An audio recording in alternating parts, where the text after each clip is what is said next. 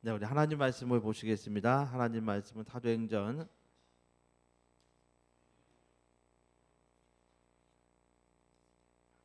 7장 30절부터 38절까지의 말씀입니다. 사도행전 7장 30절부터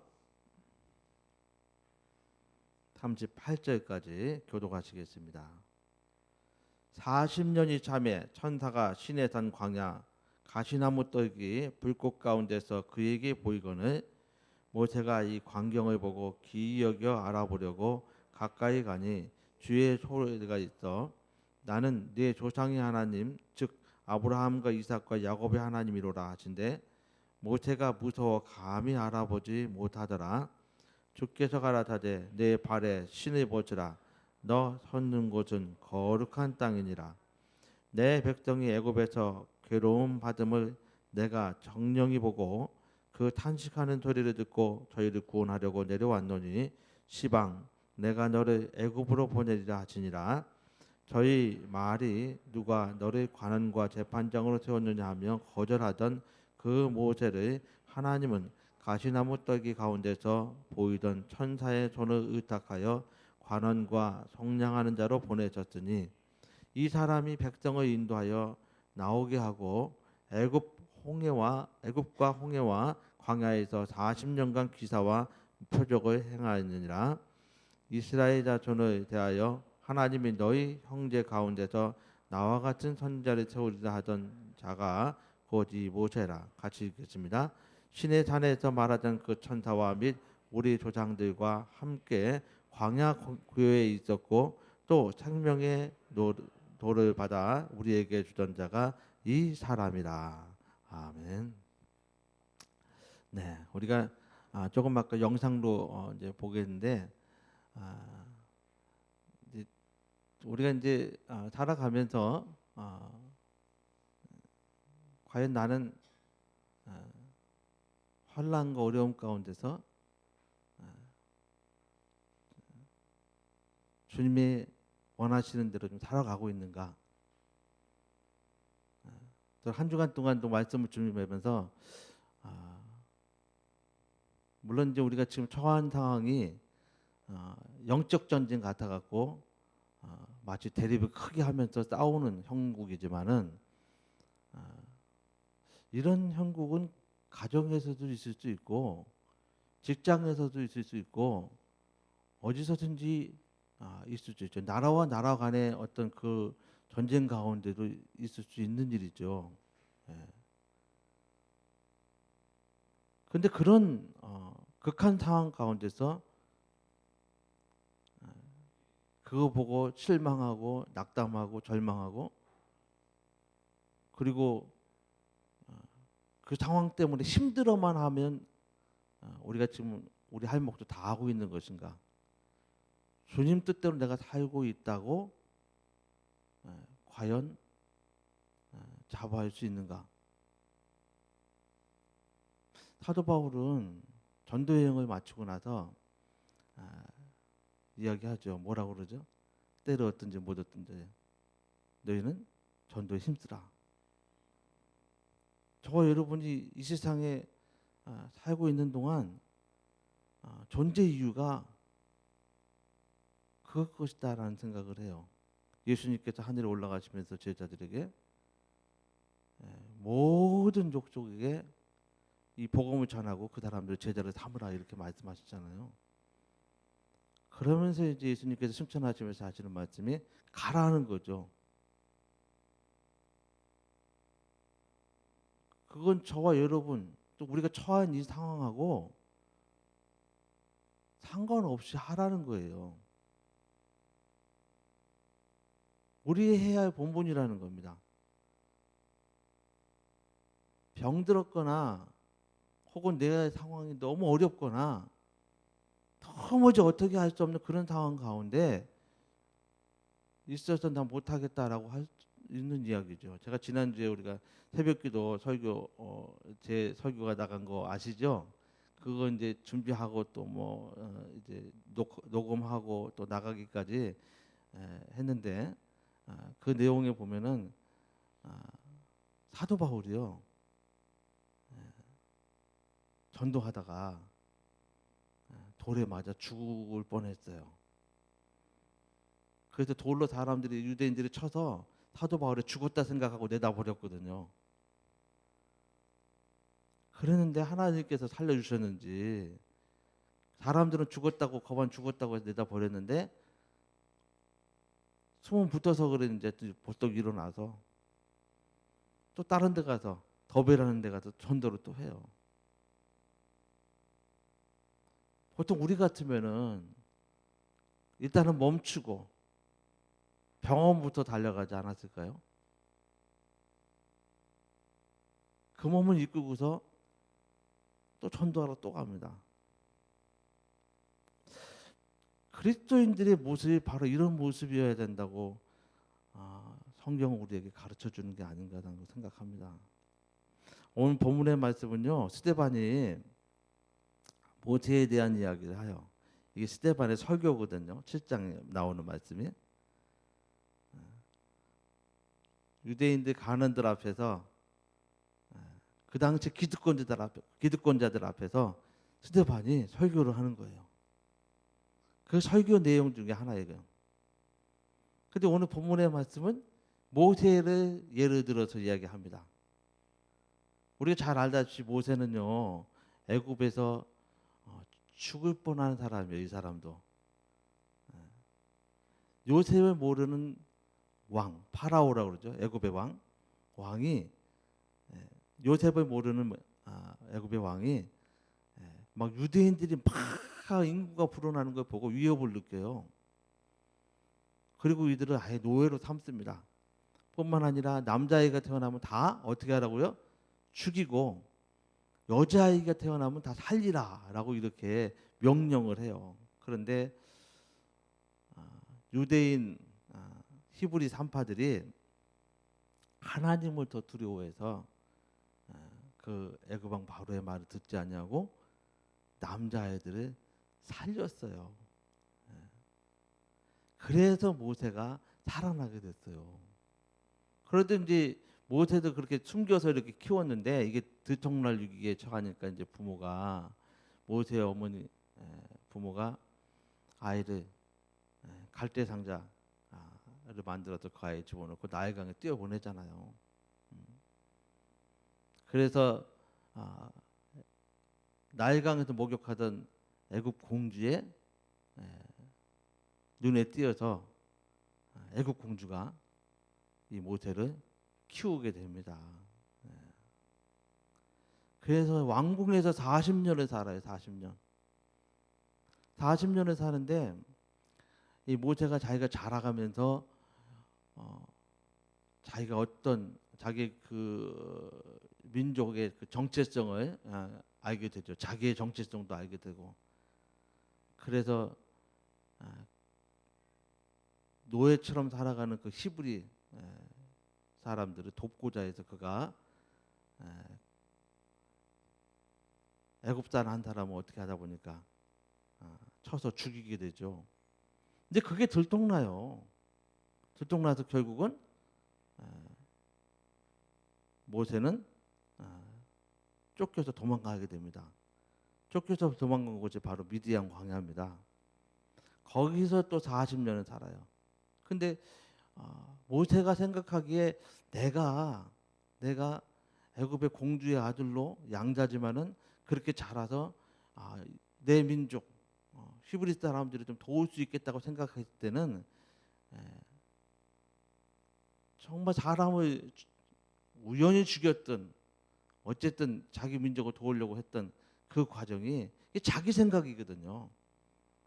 자기 지위도 있고 자기가 어떤 능력도 있다고 생각을 하는 거죠. 그런데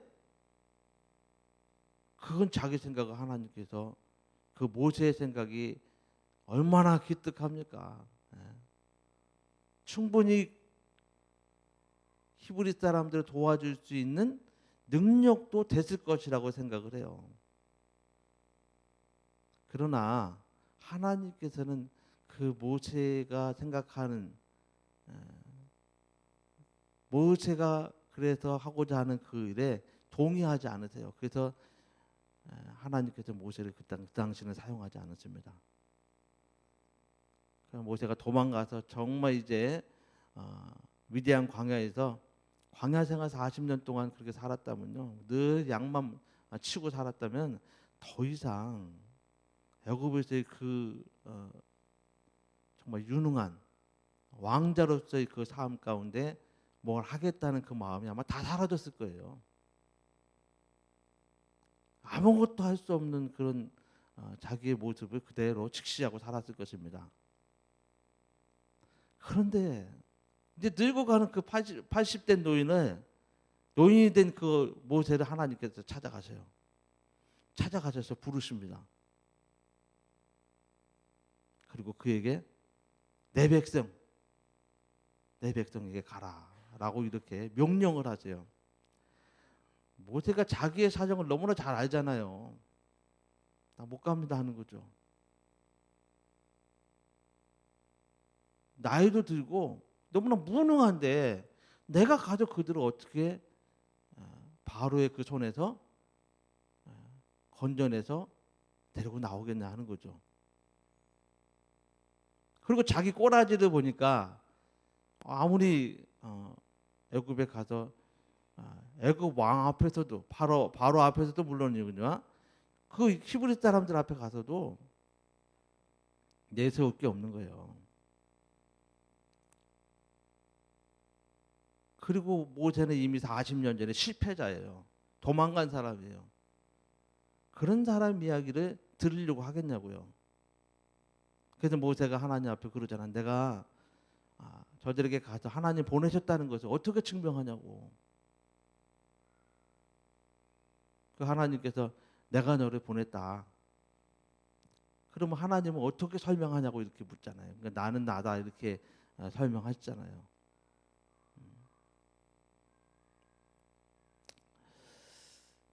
하나님께서는 정말 이제 무능한 그 모세, 늙어서 더 이상 쓸모가 없을 것 같은 그 모세를 다시 부르셔서 그를 애굽으로 보내셔서 그를 통하여서 이스라엘 백성 장정만 60만 명이라고 이렇게 성경에 나와 있습니다.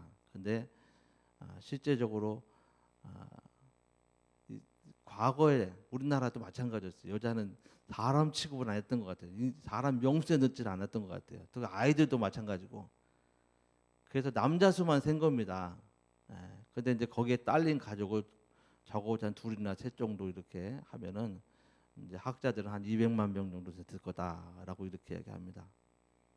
모세가 200만이나 되는 그 히브리 사람들 앞에 가서 내가 하나님 보낸 사람이다라고 얘기하고 또 많은 이적을 통해서 하나님의 역사를 보여주고 그가 그대로 데리고 나오는데요.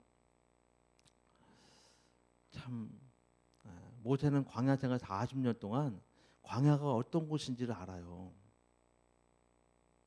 살만한 곳이 아니잖아요. 그런데 모세에게 다른 사람에게 없는 아주 특별한 것이 있었는데 그게 뭐냐면 믿음입니다. 어떤 믿음이에요? 200명 광야에 데리고 나오면 당장에 먹고 살 문제가 걸리잖아요. 먹는 거, 입는 거, 마시는 거 이게 큰 문제 아니겠습니까? 그거 걱정 안 되겠어요?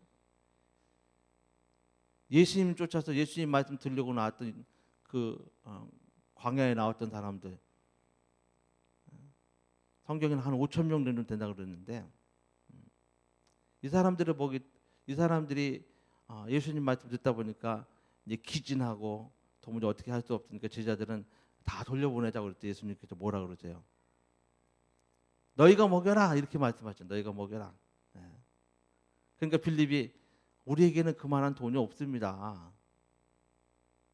그리고 이 사람들에게 이걸 먹일 만한 그 음식을 어디서 조달할 수도 없습니다. 라고 이렇게 얘기합니다.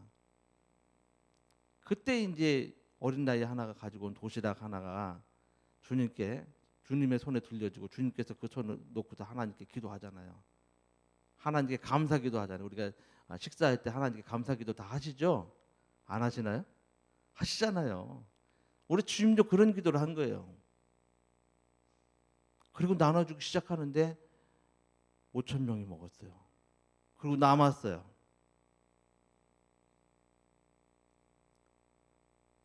모세에게 그런 믿음이 있었던 겁니다.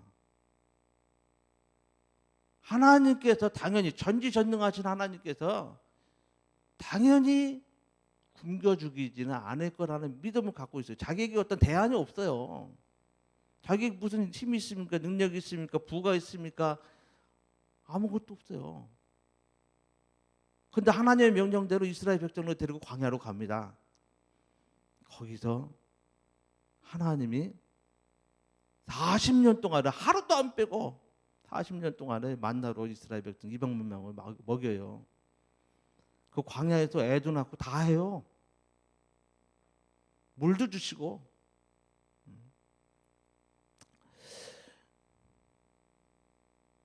우리 하나님께서는요, 이렇게 모세 한 사람을 사용해서 200만 명을 먹였어요.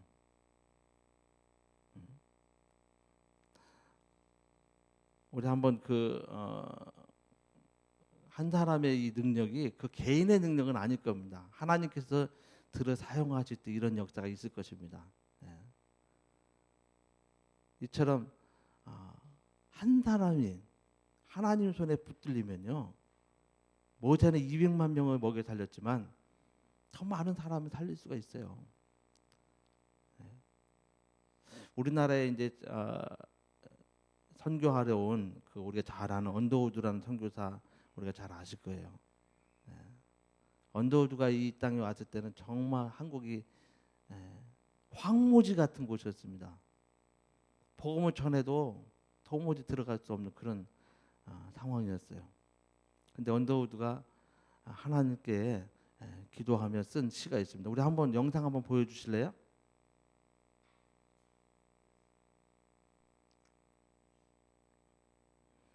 이 한 사람의 믿음의 헌신이 오늘날 대한민국을 이렇게 변화시켰거든요. 주여, 지금은 아무것도 보이지 않습니다. 주님, 메마르고 가난한 땅, 나무 한 그루 시원하게 자라오르지 못하고 있는 땅에 저희들은 옮겨와 앉았습니다. 그 넓고 넓은 태평양을 어떻게 건너왔는지 그 사실이 기적입니다. 주께서 붙잡아 뚝 떨어뜨려 놓으신 듯한 이곳, 지금은 아무것도 보이지 않습니다. 보이는 것은 고집스럽게 얼룩진 어둠뿐입니다.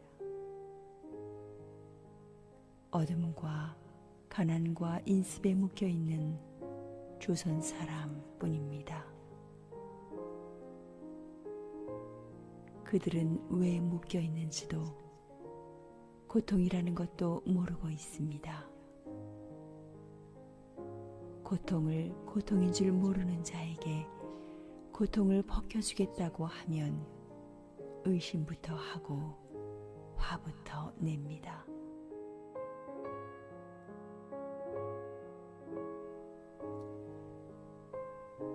조선 남자들의 속셈이 보이지 않습니다. 이 나라 조정의 내심도 보이질 않습니다. 가마를 타고 다니는 여자들을 영영 볼 기회가 없으면 어쩌나 합니다. 조선의 마음이 보이질 않습니다. 그리고 저희가 해야 할 일이 보이지 않습니다. 그러나 주님, 순종하겠습니다. 겸손하게 순종할 때 주께서 일을 시작하시고 그 하시는 일을 우리들의 영적인 눈이 볼 수 있는 날이 있을 줄 믿나이다.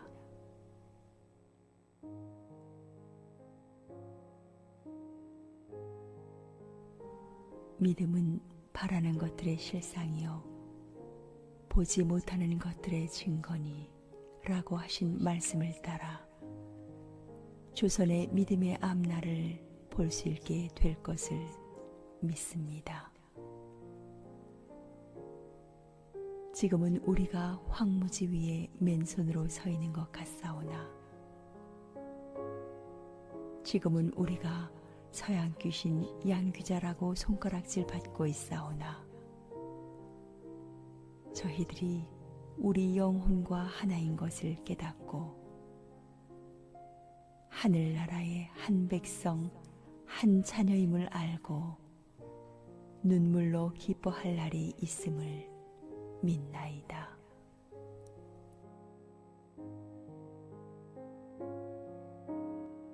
지금은 예배드릴 예배당도 없고 학교도 없고 그저 경계와 의심과 멸시와 천대함이 가득한 곳이지만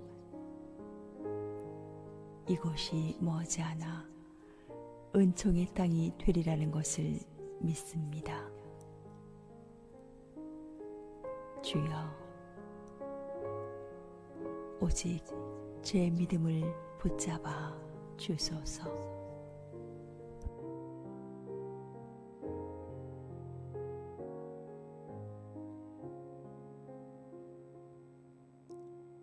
이 시를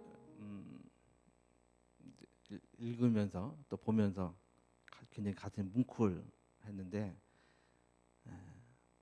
지금은 또 사정이 많이 달라져서 우리가 어디 가든지 복음을 전하면 들을 수 있는 귀들이 있습니다. 그런데 이 당시에는 정말 깜깜한 거예요.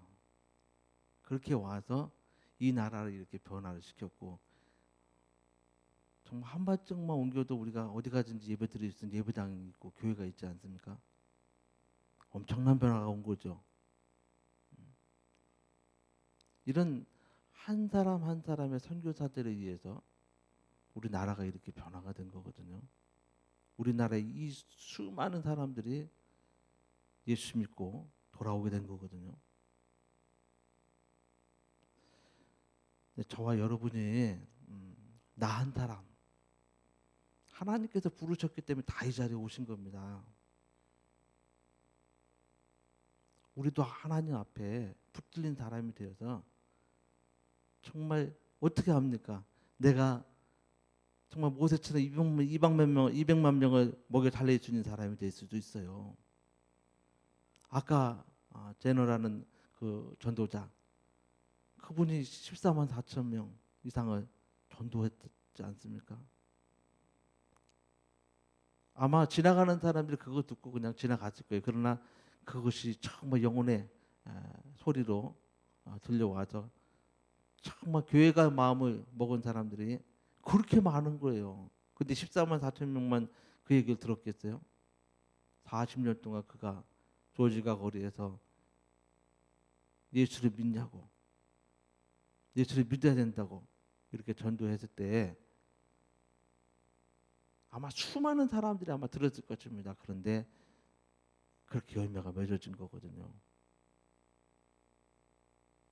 저와 여러분이 정말 지금 우리가 처해 있는 이 상황만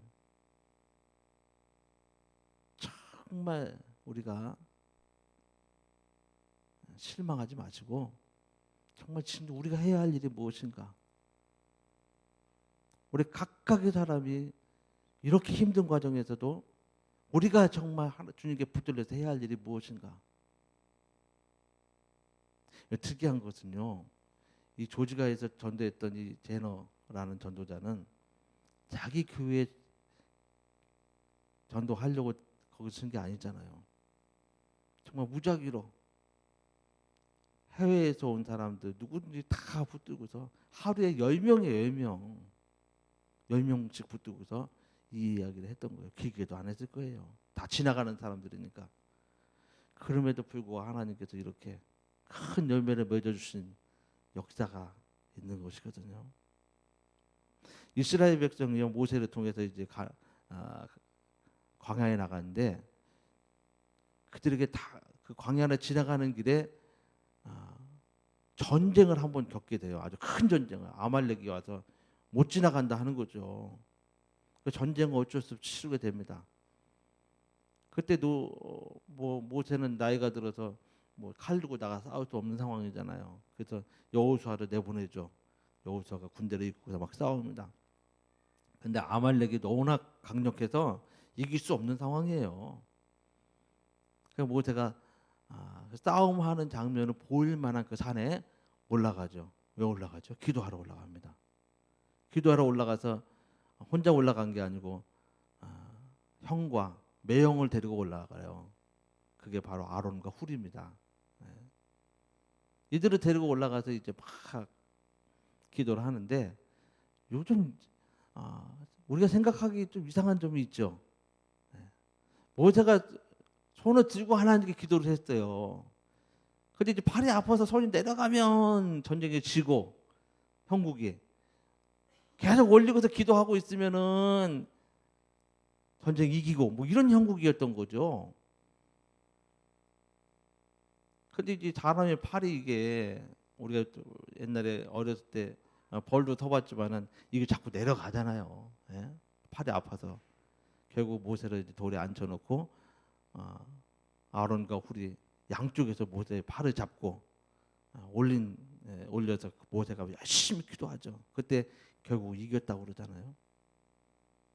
이런 싸움도 모세 한 사람의 그 기도를 통해서 이기고 지고 했어요. 저와 여러분이 오늘날 필요한 게 무엇일까요?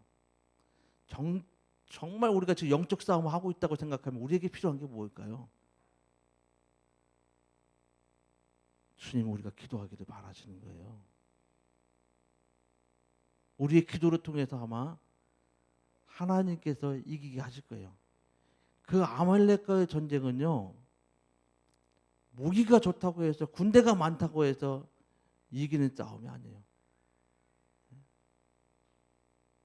참 훌륭한 장군 여호수아가 있다고 해서 이길 수 있는 싸움이 아니었던 거예요. 하나님께서 역사하셔야 되는데 하나님의 역사는 어떻게 일어나느냐? 기도를 통해서 하나님 일하시는 거거든요. 하나님은 그 모세의 기도를 들으시고 그 싸움에서 하나님께서 승리하도록 해주셨어요. 그래서 200만 명이 몰살당하지 않냐고 승리합니다. 오늘 저와 여러분이 각각의 한 사람의 기도를 하나님께서는 다 들으시기를 원하세요. 그리고 저와 여러분, 우리 이제 각각 나라고 생각합시다. 나 한 사람 하나님께 붙들리기만 하면 정말 이와 같이 기도할 때 승리할 수 있고, 적어도 내 가정, 우리 개혁성도 모두가 정말 우리의 기도를 통해서, 나의 기도를 통해서 살 수 있다는 거죠. 뿐만 아니라 하나님께서 우리를 먹여 살릴 수가 있고, 그러므로 저와 여러분이 해야 할 일은 한 사람 한 사람의 전도와 선교에 대한 결단을 하고 주님의 명령에 순종하고, 정말 그래서 수많은 사람을 먹여 살릴 수 있다는 것이 내게 가능성이 있다는 걸 아시고 좀 그렇게 주님께 순종하며 정말 한 사람의 중보기도가 영적 전쟁터에서 승리할 수 있는 힘을 제공하는 것이라는 것을 믿고 우리는 기도하는 기도의 사람들이 되어야 되지 않을까 생각을 합니다. 스데반은 모세 한 사람을 이제 거명하며 이렇게 쓰임 받았던 그 모세 한 사람이 이스라엘을 살렸고 200만 명을 살렸다는 거예요. 200만 명 먹여 살렸다는 거예요. 그 뒤에는 하나님이 하셨겠죠. 그럼 모세가 어떤 사람이었냐? 정말 하나님께 붙들려서 온전히 헌신되고 순종했던 사람이요, 기도하는 사람이었기 때문에 그게 가능했다는 것이죠. 저 여러분이 그렇게 하나님께 쓰임 받을 수 있는, 정말 그래서 정말 많은 영혼이 하나님께 돌아오게 할 수 있는 우리 성도님들 되시기를 주님으로 축원합니다. 네. 먼저 기도부터 합시다. 네. 그리고 주의 명령대로 모든 족속에게 이 복음을 전하는 일에 우리도 동참합시다. 그래서 나를 통하여서 많은 영혼이 돌아오게 하는 그러한 주님의 역사가 있기를 주님의 이름으로 축원합니다. 오늘 시간에 기도하실 때 내가 하려고 한다고 되는 문제는 아닌 것 같습니다. 그러나 주님이 하시게 하려면 정말 기도하는 자가 되어야 되고, 그리고 주님이 일하셔서 정말 많은 사람들, 내 가족부터 시작해서 많은 사람들을 구원하기 위해서는 내가 순종하고 헌신되어야 됩니다. 아마도 우리에게 요구하는 것이 정말 목숨을 내놓고까지 그렇게 하지는 않으실 것 같아요.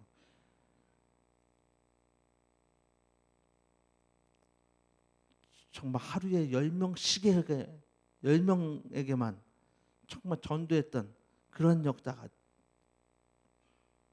정말 많은 영혼들이 돌아와서 그 중에는 목사도 되고 선교사도 되고 교사도 되고 많은 교회 안에서 쓰임 받는 봉사자가 되고 사역자가 된 것처럼, 우리 한 사람이 주님 앞에 나아가서 내가 여기 있습니다, 정말 내가 정말 주님께 쓰임 받기 원합니다라고 고백하며 나올 때 주님께서 쓰실 것입니다. 그렇게 쓰임 받는 나와 우리 교회가 될 수 있도록 우리 합심하여 동동으로 기도하시겠습니다. 하나님 아버지, 우리 하나님께서